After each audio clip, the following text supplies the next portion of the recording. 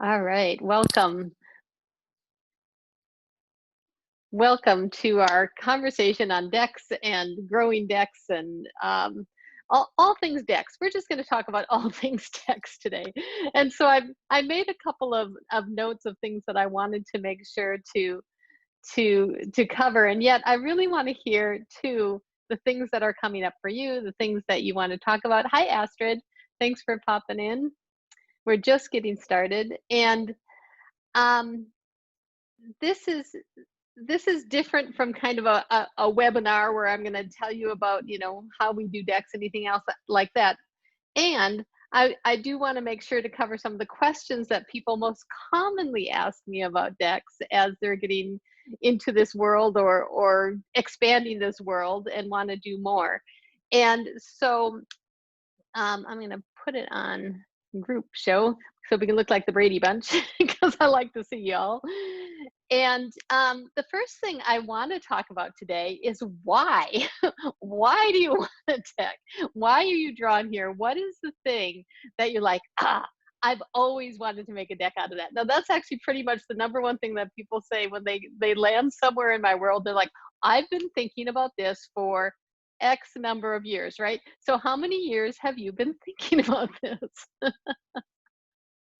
And I kind of want to know. So all hands on decks, you're funny. I just saw that in the chat. Very funny. And this is some of those longings of the heart that says, okay, I finally have to get this done. When I first created my game, which is a deck-based game, I sat on it for 8 years. 8 years I had invented it. It was on little cards. I'd sometimes print them onto my computer. I'd play it with people. I had it for 8 years. So I know I beat some of you, but for others, I met a lady who's like, I've been thinking about this for 30 years. So why do you want a deck? Have you been thinking about it? How long have you been thinking about it? Share away. I want to know. Well, I've been thinking about it off and on. Not my thing is I don't know exactly what the deck will do.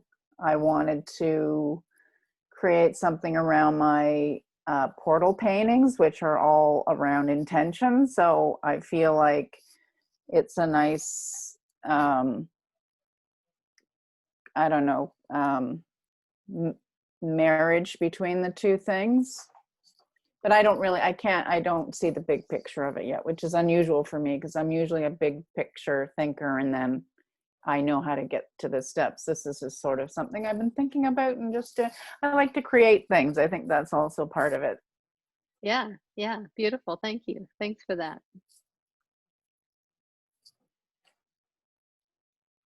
So Lois, come on, I want to know how long you've been thinking about your deck. Well, probably maybe 3 years before, the message came through with, the guides saying you need to do something to put us out there. But I don't think I had a firm thought of the deck, because I think when you and I originally talked, we talked about, I don't know, did we talk deck first or game? And then journal. Then it kind of evolved also to the journal with the deck. So it's only been the last year that I've been actually putting everything together. And thank you to Astrid for being my designer, because now I can send her everything and go, okay. Well, and that actually speaks to something that stops us also, is sometimes it's a thing. We're like, well, I don't know how to do that. So we're going to come up to some hows in a little bit, because absolutely, that is some of the things that, for me, it was actually that same thing. It was, well, I don't know how you design that. And even though we're artists, right, Lois, and we know, how to put things and how visually we want things to look, to actually put it together so it's going to be printed, it's out of our realm. And so that's totally one of the things that completely. And that's a really good point for everybody, because as artists, I was kind of going, oh, well, but I'm an artist, so I know what I want on the card. I got all my guides. They're all going on. I could have 20 decks, right? From all the portraits I've done. But then I got kind of hung up on more information coming in, more information. And then of course, my limited skills on, on Photoshop, right? Which I would get just totally frustrated and then go, put it aside. So yeah, so we do need the asterisks so that they can go, okay, let that go, I'll do that. So yeah, it's Beautiful.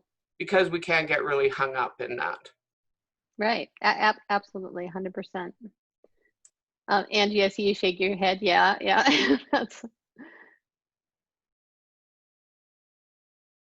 That's a thing.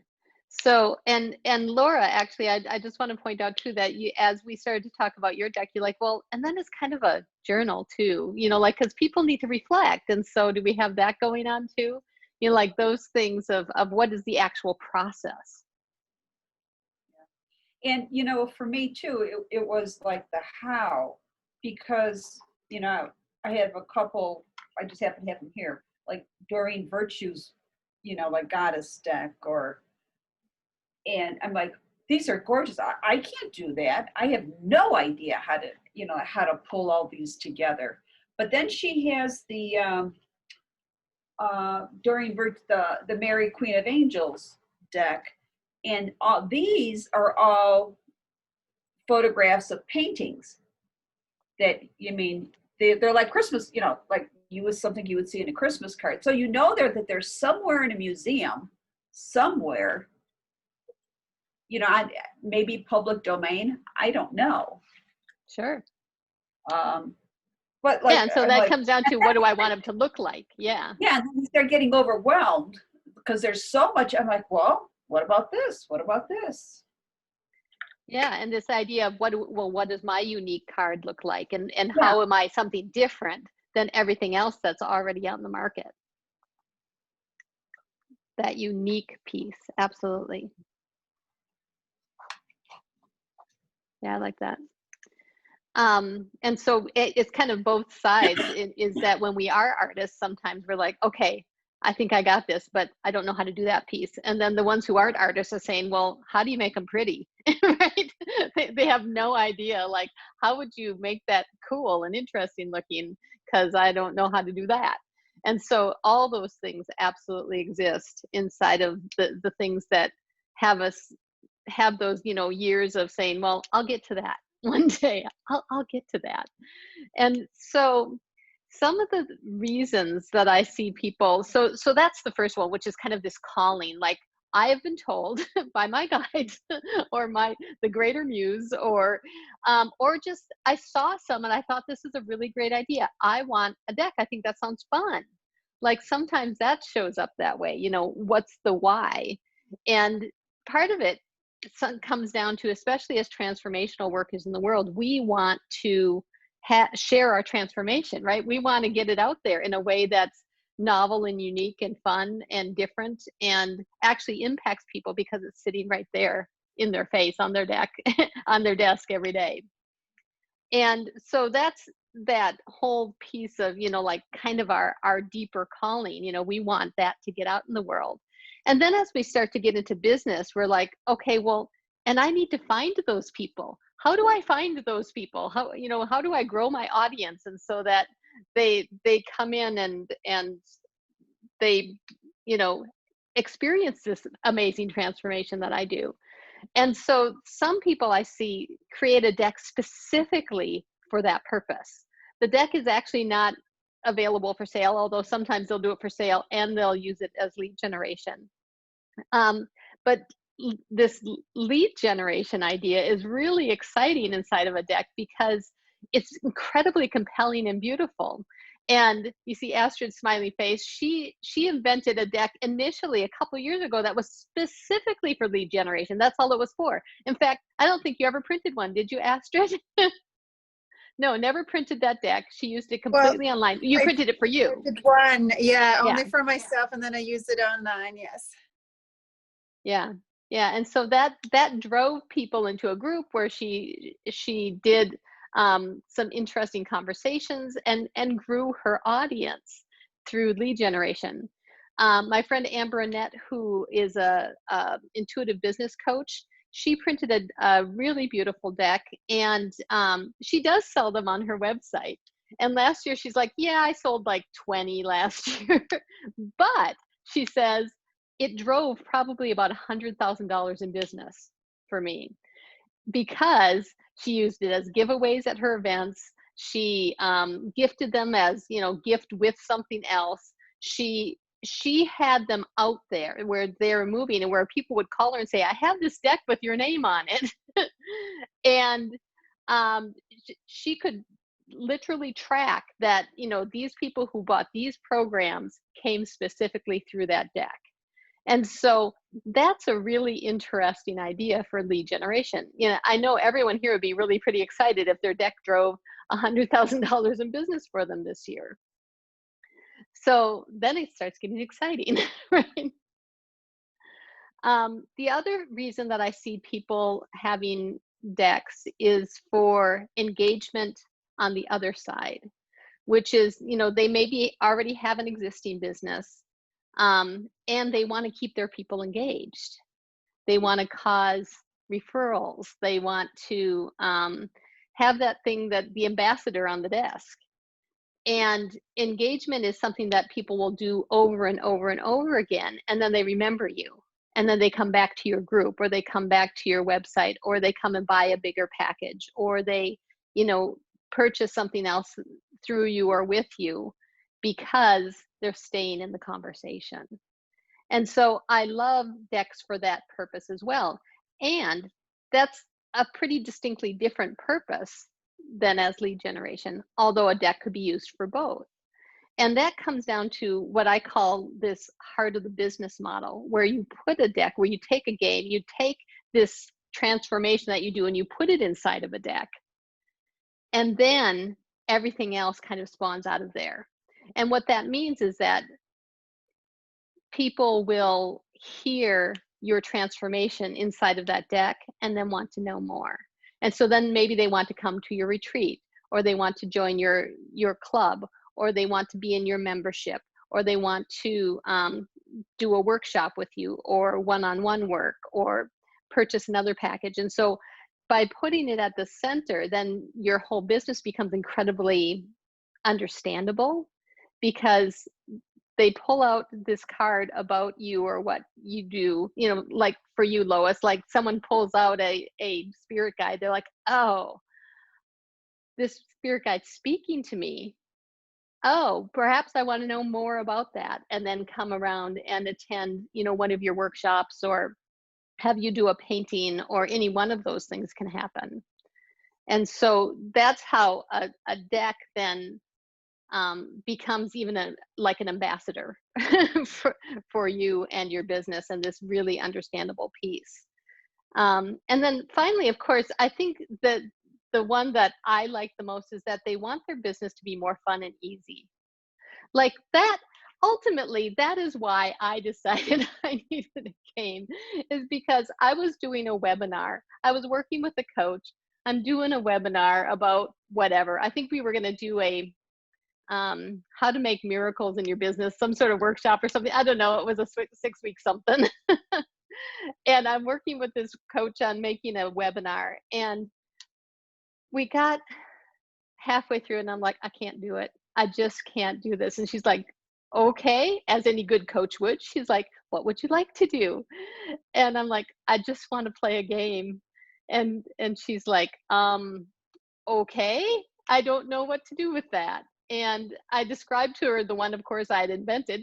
And she said, oh, well, that's actually really cool, but I can't help you with that. I have no idea how for that to put in the world. And so I actually, at that point, actually closed everything else down that I was doing. And I spent a year figuring out, how do you make something like this happen? How do you produce, test, align, and put out in the world a deck or a game? And at the end of that year, I launched a pilot program that I had 40 people come in. I sold it for $97, because that's where I was at the moment. And it ultimately, paid for my production to go to the next step, right? And so it was a step along process that said, oh, okay, I get it. And after that, I just started kind of running my coaching business, right? That's what I was doing. But what I had happen is all kinds of coaches started to come to me and say, well, I want what you have. I want this ease. Because when I said, well, I invented a game, you want to come in the pilot? Everyone said, you have a what? You have a deck, you have, a fun way to get in there. That's what they wanted a part of. They wanted to shift their world. They didn't want to do business the same way.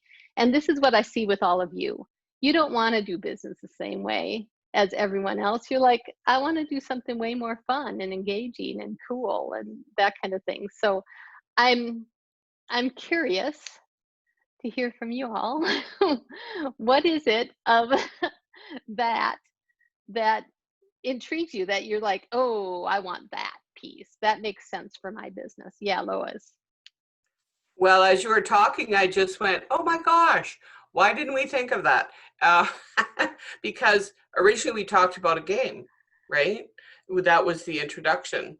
And then we moved over to the card and then the journal. And now I just drew a quick drawing of the game of spirits. And it's got all the spirit guides, like Monopoly. And all of the things is you collect all the things like crystals and all sorts of things. And it comes with an assortment of things.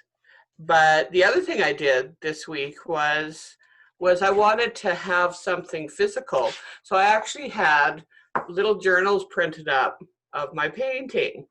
Beautiful. And it's very simple with this coming year inside the cover and just the picture of green Tara. So yeah, so it just kind of gives me this visual. And I ordered 20 so I could give them away and whatever, use them, but to see that physicalness in there. So I love yeah, that. now I just find that interesting that it's come back around to the game. Mm-hmm. So Well, and that brings up actually this whole point of kind of physicalness, right? We do love to touch things. For us who are love that engagement piece of having something in our hands that makes us feel like we are connected to each other, and especially in a weird year like this where we can't touch anyone. This is really a cool thing to have something that people can have. And as artists, I think that we've known that for a while, that having that physical transformation in someone's house makes a difference. Cool. Yay, I'm excited about that game. All right, what else are you all thinking about excites you about putting this inside a business, like your deck inside? Yeah, Linda. So I'm just,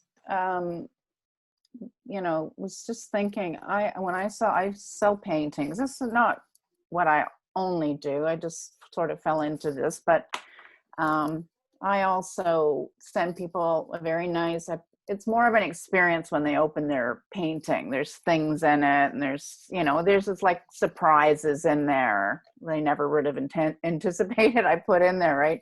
And one of the things I was doing, well, besides my business card, which people tell me that they actually use my business card as sort of like inspiration, on their desk. And I thought, that's interesting. And then I thought, well, I'd wanted to give them something else, a sort of like I intuitively pick for them. So I just bought these cards on Amazon. They're just like little,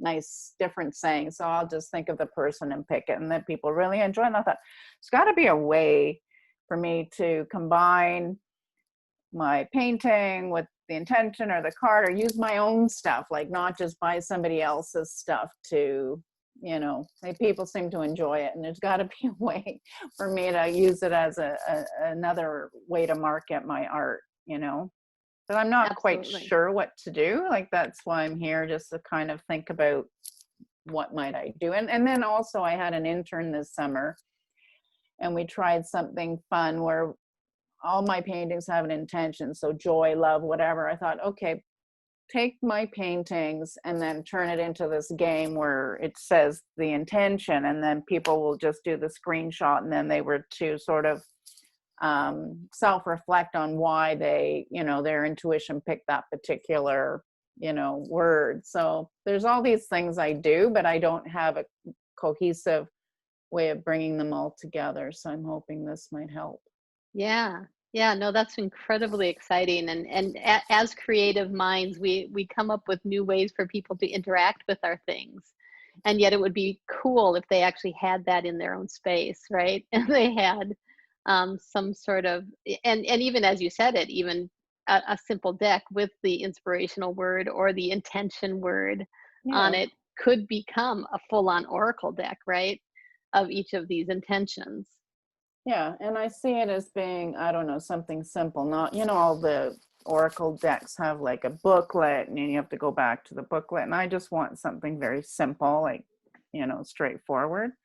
So yeah, I'm just thinking this is, maybe because I've kind of lost lackluster my paintings because of all the marketing that has, like, I'm not really selling painting. It's becoming now like irritating to me. Like, I'm just selling these intentions. Really, I'm promoting it, people to, like, express love or hope or whatever it is that they need at this time. So it's everything is kind of convoluted right now, so I'm hoping to do something more fun. I don't find the marketing part right now very fun. I've just stopped everything. Yeah, no, I totally get that. And I think most creatives feel the same way. And so shaking it up is pretty much the name of the game, and Yeah. saying, where do we get joy? Like, what is that joyful piece in marketing for us? And um, I was interviewing Shannon Hernandez yesterday about joyful marketing, which is, so it has at top of my mind of this whole idea too of what is the thing that would make it interesting or cool or fun for you. And I Yeah. know that Astrid is always innovating on that as well. And so these are the things that, using our own artwork, our own things, putting them out there, and kind of like Amber with her deck, like she wasn't on social media pushing her deck. She was giving it away. And it caused people to refer her and to look her up and check her out and that kind of thing. So and then find the ways that she does market, right? So it is an interesting idea. I love that. And I love the exploration inside of that. Beautiful. Anyone else have any things that popped up for them as we talked about, how or why you create decks or want to create a deck?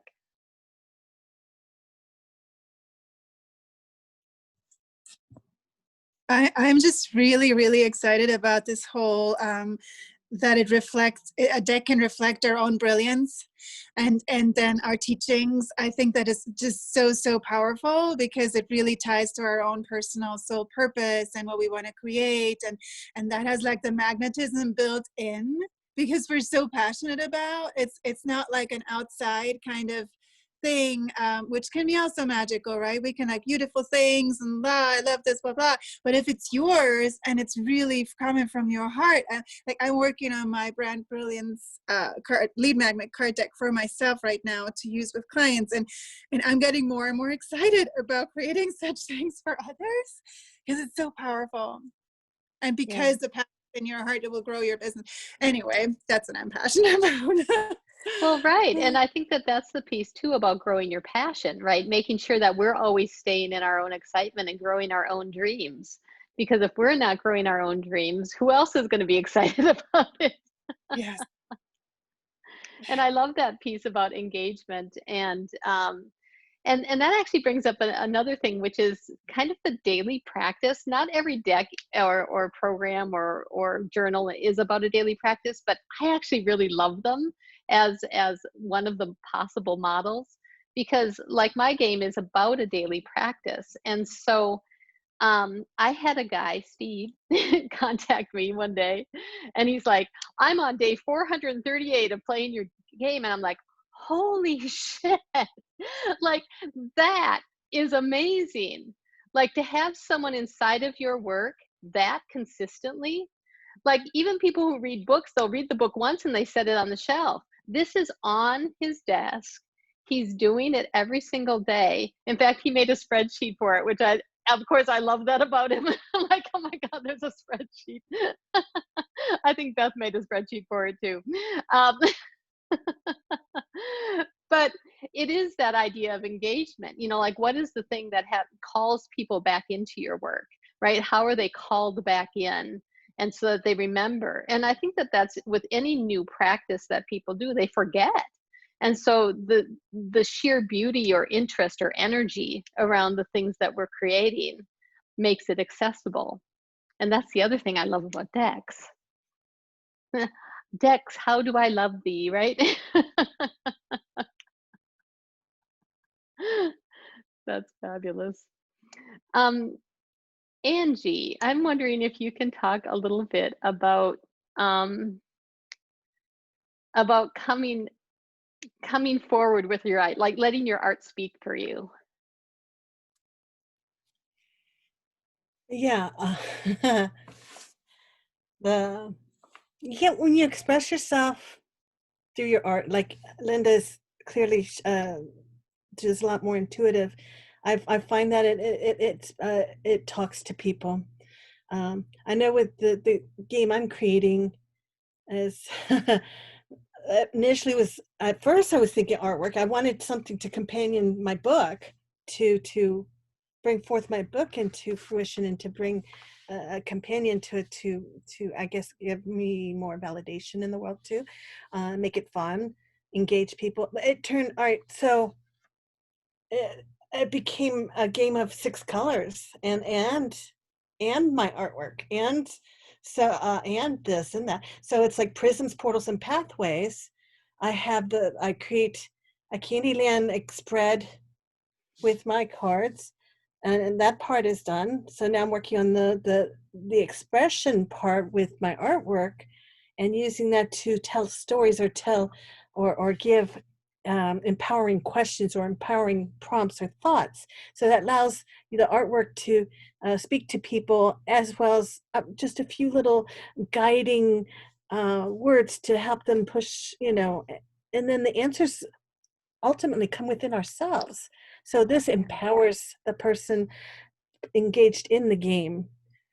So Yeah. yeah. That's awesome. Thank you. Thanks for that. And I think it is that engagement piece. And it makes me think of Lori Appleby and her game Soul Adventure.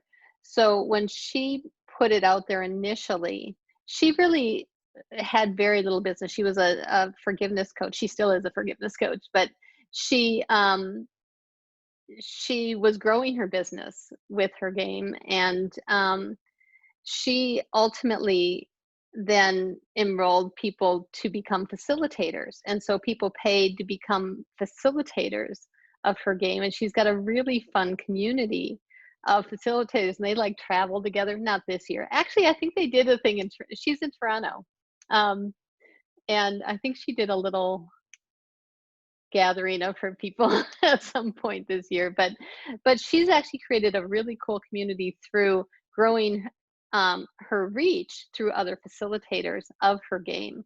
And so it's this whole idea of where will your game take you, right? There's so many different possibilities of what that could look like. And most of the people that I work with are growing like coaching style businesses, or influence or expert style businesses, where they're either going to go speak, or they're going to be a workshop leader, or run retreats, or that kind of thing. And sometimes I have people like Beth show up who are talking about big distribution, right? Beth has created 13 or 14 different decks now, and is looking at a distribution model, saying, well, what does that look like? And that's a whole different business model, right? That's looking at decks from a whole different angle and saying, well, can I then build an empire out of decks that go out in the world? You want to speak to that a little bit, Beth, about what you're creating? Sure. Yeah, so I actually feel like I want to be like the Hay House of decks, like just have decks out in like numerous kinds, and maybe even start publishing other people's decks as well through my publishing company. And then also I see myself using them to do workshops and facilitate either with the dream journals that I'm putting into production as well, or, the other elements. Because I've got 3 dream journals, about 10 Oracle decks at this point, and, the children's book, the dystopian political novel. I've just got a little bit of everything. So I think for me, I like the distribution route because I feel like I can kind of get that machine running and humming along, and it kind of, not that it won't take work or, like your point, some ads and placements and things to get the awareness out. But I feel like that's something that I can hand off to, let's say, a virtual assistant that could be, or like Shannon Hernandez, who I'm going to meet with in the beginning part of January. Like, I can let my helpers promote and distribute and reach far-reaching people with the decks, and that to me really speaks to the value I think that the decks have for people, or that I hope they have for people. And I don't know if that answered your question or not, as far as like why I'm looking Well, at distribution. No. Right, but it's about having a different kind of model, right? And I think that's partly what, figuring out somewhere near the beginning of the process of what the outcome is that you desire makes a difference, because the kind of decks that we create and the kind of process we go through to have that happen will, we kind of need to know that for this outcome, there's a little bit different process inside there. Well, and to be honest, one of the things that I think is fascinating is this novel that I'm writing right now has 2 companion products, and one is an Oracle deck and one is a card game. So I think it's really an interesting twist on taking something and making it even more. And I figure if I have all these other decks in production, if people are buying the Forest Seared Oracle deck, which is, the group of people who have these oracles within the novel, they might buy other ones too. I mean, they may find themselves gravitating to any number of decks. So, it's kind of an interesting place to be, kind of trying to find a way to have one product sell 2 products, sell 3 products, sell 4 products. Like a dream journal sells another dream journal, sells a deck of cards, or, so I'm kind of looking at that component as well. Right. Beautiful. Beautiful. Thank you. So that comes down to this very interesting question of how do you do that? How do you create something unique? And this is what I'm really excited about and passionate about, because ultimately what I've discovered is the how isn't that important, and yet it stops us, right? It stops us because we don't know how to do something, and so then we stop doing it or stop moving forward. And so ultimately, of course, the answer is just take the next step, right? And I've also discovered that the dream journey process opens up all kinds of portals inside of that. I want to use your portals, Linda, inside of that, because the portal of knowing why and knowing what the next step is and knowing what the big picture is from your deck's point of view changes the game. It changes how we actually access the information and what is downloaded to us at any given time. And so because we all work with these really great muses who give us the information and guides and spirit guides, and we get to say, well, we want business information too. And we get it when we need it. And inside of that, I've built a huge, big old library of how, because, you know what? Sometimes you just want to know how to do something, and it's calling to you. And so now it's time to go learn how. And I think it's kind of funny because we do weekly Q&As inside of the Dreams in Action Master Club, which holds this whole compendium of information that I've created. And each week inside the Q&A, I don't know if it's every week, but for a while there, almost every week, a new person would come on and say, but where do I get it printed? I'm like, okay, go to the resource guide, click on the resource guide, open up the printer thing. There are 12 printers listed that you can use. Pick the one that's aligned with the kind of project that you're printing. Because although I can tell you a printer, and if you're printing one deck, just go to makeplayingcards.com because it's really easy. Everyone should just go to makeplayingcards.com to print your deck because it's really easy, and they make it really simple to upload and ship you your deck. However, when you get to the step 2, which says, I'm going to order 50 decks and I'm going to sell those out. Now you still may use makeplayingcards.com, but there are lots of other options that start to open. And now when you go to full on production, I'm going to print 1,000 of these or 500 of these, hundreds of options start to open. And so this is when we want to have a little bit more, perhaps, education on what it is that will most serve this deck in this moment at this time. And it's not the same for every deck. And so I'm really excited about this idea of coming together as this team, because when we get together, we expand everyone's dreams. We align our awesomeness. As I said last week, and Joanne was like, oh, I love that. Let's align our awesomeness, because that ultimately is the biggest task we all have to do inside of creating physical products, is aligning us so that we know exactly what the mission of this deck is. So that when we know our mission and how that deck's mission serves it, then we can step right into the next step of the how. And for anyone who's not currently in the Dreams in Action Master Club, the Master Club is a really fabulous container that holds the Deck Magic Playshop and Resource Center.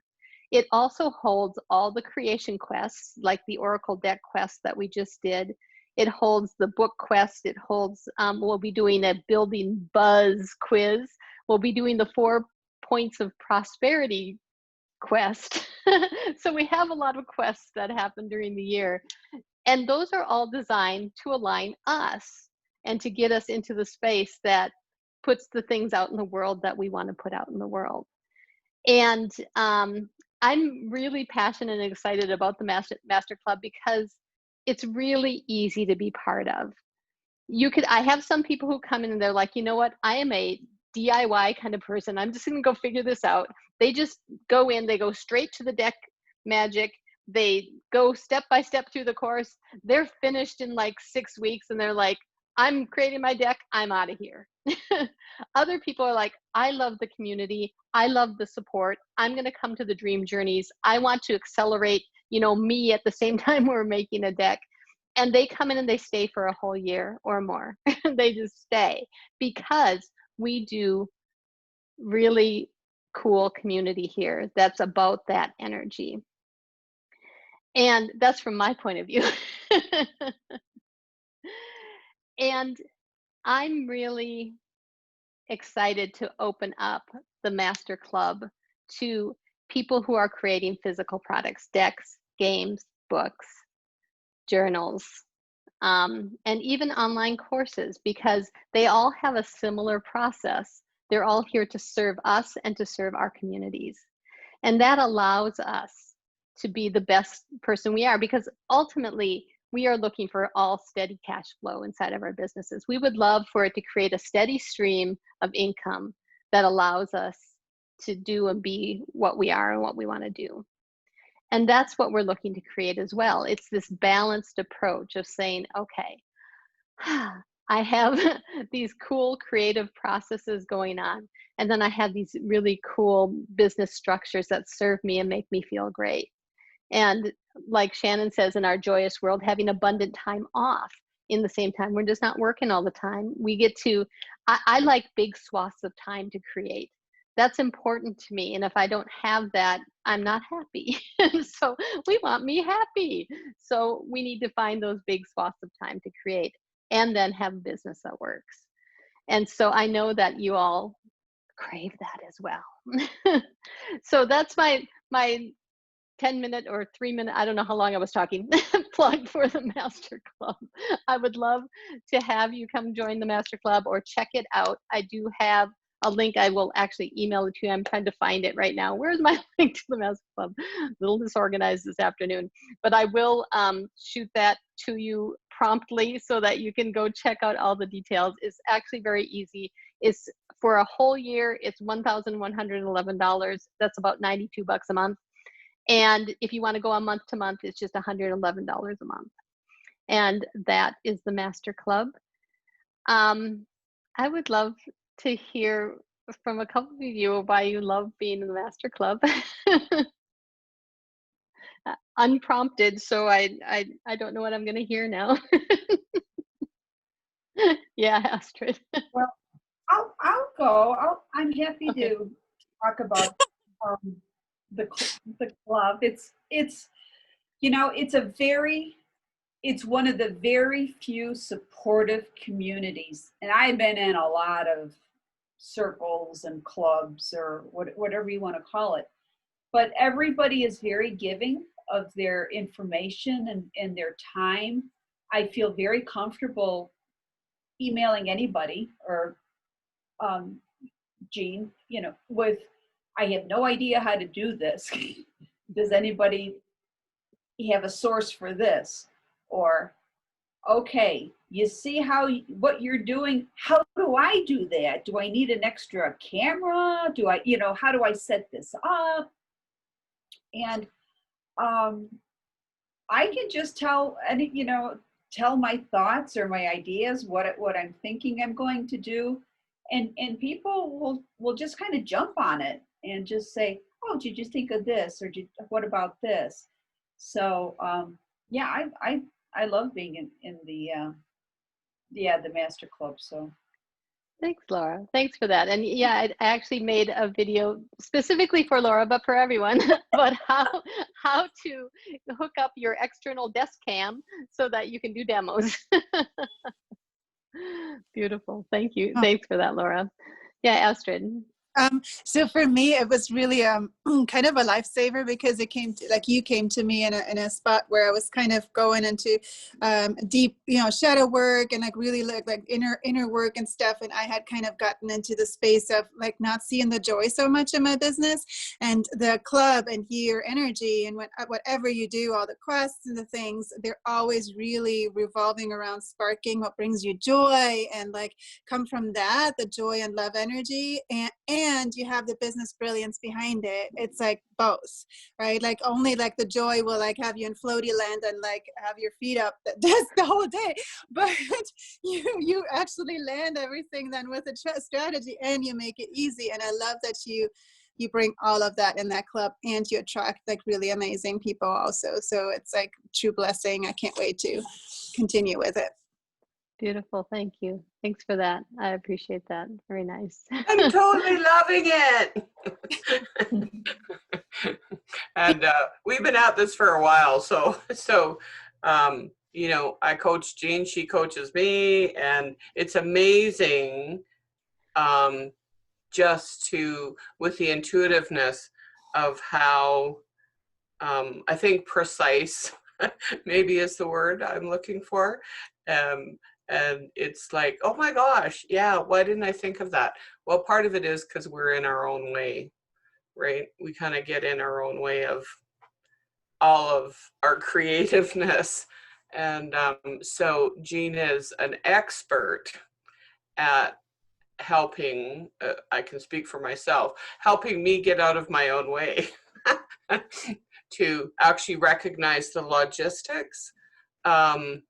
Because I was a type A personality, then I swung way over here to the artistic, the right brain. And then I was having kind of trying to come back to center in terms of the logistics and the how And that's what I really love, is because it's Beautiful. not only creative, there's a real value in the how. Yeah. So thank you. Well, and thanks for speaking to that, Lois, and thank you for those lovely words. I think that speaks to an interesting thing, is that there are no gurus here, right? I'm certainly not one.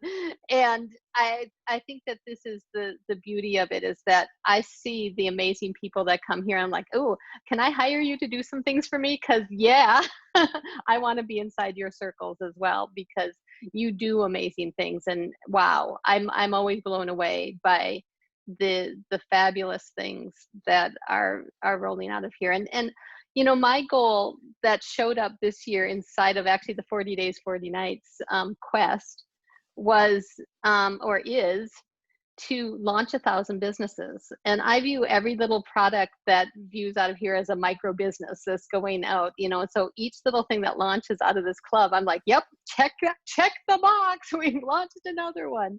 And so I'm just really excited to see all of you, not just, think about them or, like get in process, but to actually bring it to market. Like, yeah, let's do that. So thank you for that. Oh, you guys are so amazing. Yeah, Beth. Well, I just want to add in, I know might mirror or mimic some of the other comments made, but what I love is the opportunity to be vulnerable and be honest about kind of the ups and downs within the creative process. And the support that this group has given me has just been tremendous. And they give me accountability, they give me support, they give me a forum, I guess, a place to throw out ideas, ask questions. And, I wouldn't have, I mean, Jean, that, just by a fluke, I picked up the phone and called you right before the shutdowns for the pandemic. And I know you talk about me working super fast, but, it's just like, this has been my lifeline in so many respects during COVID. And, just like the 5-day quest that just ended, I have an entire deck ready. I sent the cards out for the box design yesterday, and that's been basically a week ago we started this, right? So to me that's phenomenal. And I've been binge watching Netflix lately. I think if I didn't have this group, I'd have watched a lot more Netflix. So I think that to me is the incredible value that I've gotten out of this group. And I owe so much gratitude to everyone here, because I have kept my sanity in many respects because of the people on this call. Beautiful. Thank you. Thanks for that. Yeah, Angie, you want to say something? I feel like it's a love fest now. Okay. I want to add, also ditto everything, but Jean, you have offered and created this beautiful sacred safe space, which Beth has said so beautifully, allowing us to be vulnerable. And you have allowed me to grow. I've seen a lot of growth. I've worked with you for a year. It's been a year since the first time I did the personal oracle deck, and then went into your program and the mastermind group that you have, and you had able to see things in me that I could not see in myself during that time, and I've been able to kind of see through your lenses, and you're able to help me, essentially you were like the fertilizer, the nutrients, you're the gardener of this group. And I appreciate how you have just create this beautiful garden of amazing wildflowers and more than wildflowers, just a beautiful secret garden that's ready to bloom in the world and get it out there from a secret garden to a botanical garden for everybody to enjoy. I love that. I love that. And I'm totally owning that I'm the shit that you pour over everything that makes it grow.